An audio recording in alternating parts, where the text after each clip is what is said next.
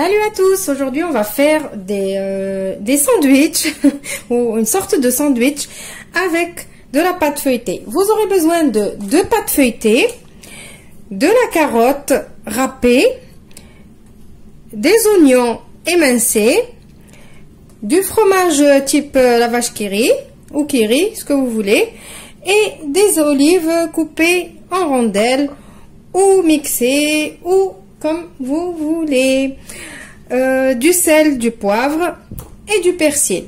Alors on va commencer notre recette par faire revenir nos oignons dans une poêle avec un peu d'huile, un peu de sel et un peu de poivre.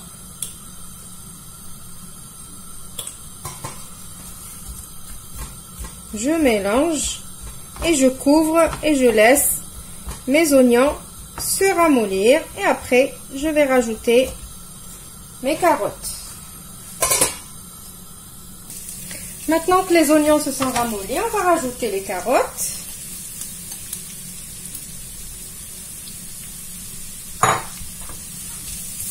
Je mélange aussi et après je couvre et je laisse cuire tranquillement. Peut-être 5 à 6 minutes, ça dépend de la quantité que vous allez faire.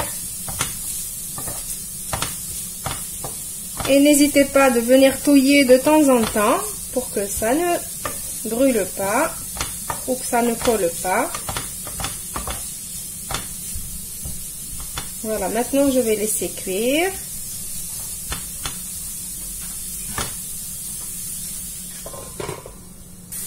Là, j'ai mes carottes, ils sont à mi-cuisson, ça veut dire ils se sont ramollis aussi. Je vais rajouter les olives.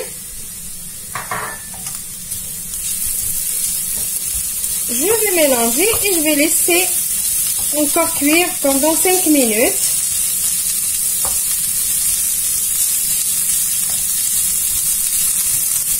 Voilà, je vais recouvrir et laisser les olives donner le goût aux oignons et aux carottes.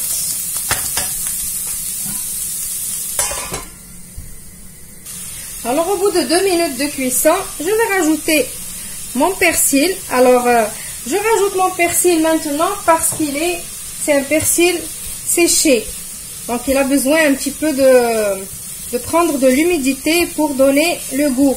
Si vous utilisez du persil frais, rajoutez-le vraiment à la fin quand vous arrêtez votre feu. Donc là, je vais réassaisonner parce que tout à l'heure, on a mis juste un tout petit peu de sel. Maintenant, on va assaisonner. On va saler et poivrer. Et on va laisser cuire encore tranquillement. Parce que là, les carottes, elles sont encore trop croustillantes.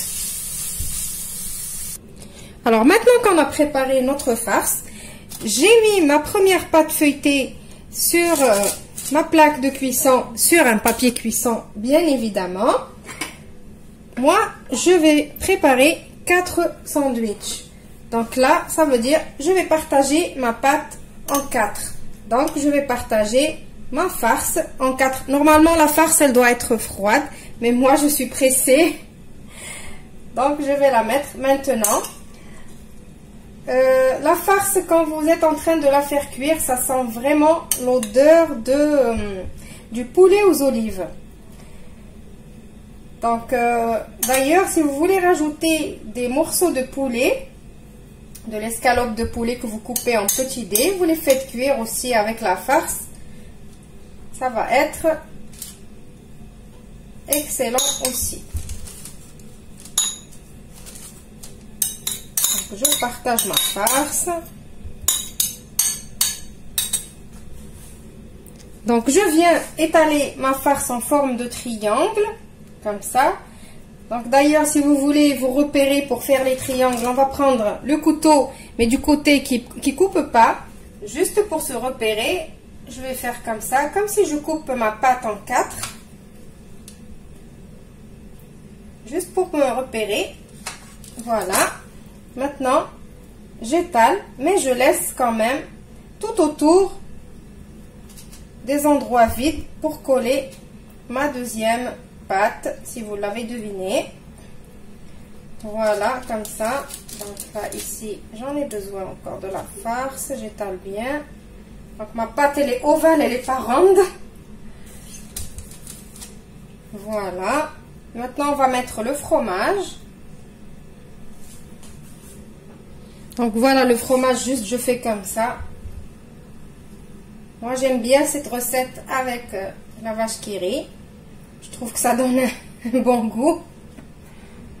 Je sais qu'il y a certaines personnes qui n'utilisent jamais ou qui n'achètent jamais ce type de fromage. Pour eux c'est un fromage que pour les enfants. Mais moi je dis que non. Pourquoi? On peut l'utiliser nous aussi pour la cuisine. Comme ça il donne un bon goût. Voilà.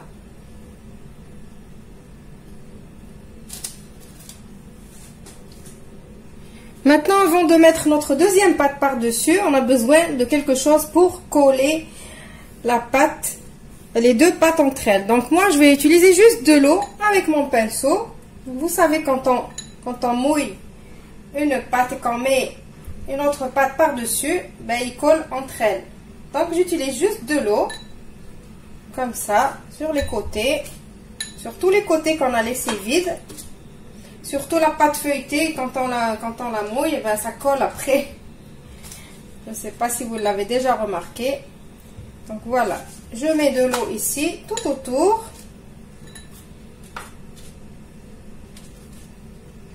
Voilà, maintenant je vais ramener ma deuxième pâte. Voilà, et je vais essayer de la poser sur l'autre. Alors ma pâte, comme je vous ai dit, elle est ovale.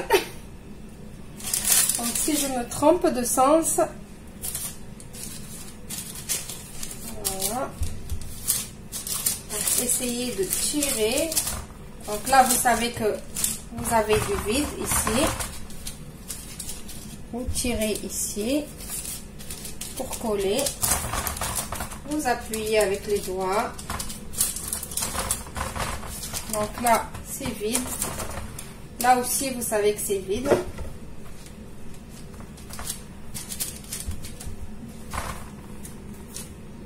Donc là, essayez bien avec le doigt de former votre sandwich. Sandwich si on veut. Mais moi, j'appelle ça des sandwichs. Vous allez voir pourquoi. Donc, j'appuie. Voilà. Aussi, l'autre côté. Ici aussi. Il faut bien que les deux pâtes collent entre elles. Voilà. Maintenant, je vais prendre ma petite roulette à pâtisserie. Vous pouvez prendre la roulette à pizza ou même le couteau. Et je vais faire comme ça. Je ne vais pas vraiment couper. Juste comme ça.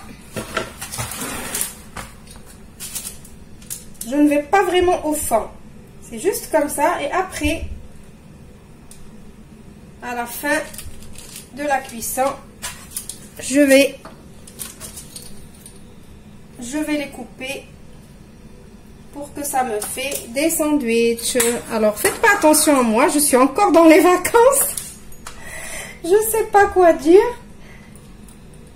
Et pourtant, ce n'est qu'une semaine d'arrêt de vidéos et tout ça. Et je trouve que je ne sais plus quoi vous dire, ni comment expliquer les choses.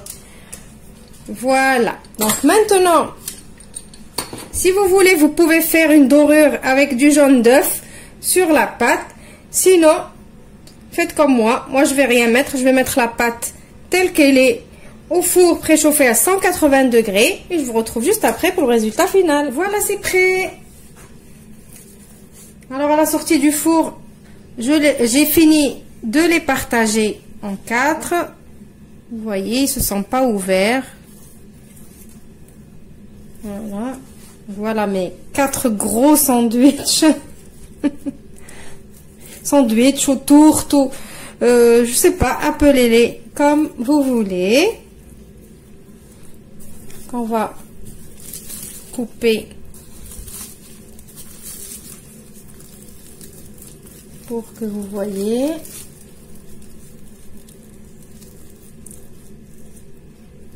Voilà.